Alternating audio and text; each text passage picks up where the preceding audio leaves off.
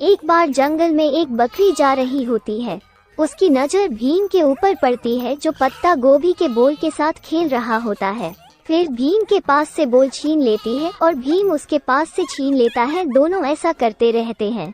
दूसरी साइड चालाक लोमड़ी बकरी को पकड़ने के लिए जाल बिछा रही होती है। बकरी आगे जाती है और जाल में जाकर फंस जाती है। उसके साथ भीम भी फंस जाता है। बकरी चिल्लाने लगती है और चालाक लोमड़ी जाल को ऊपर करती है। तभी भीम की बोल नीचे गिर जाती है और भीम उसको लेने के लिए ऐसा दम लगाता है कि पूरा जाल टूट कर नीचे गिर जाता है। भीम और बकरी आजाद हो जाते हैं।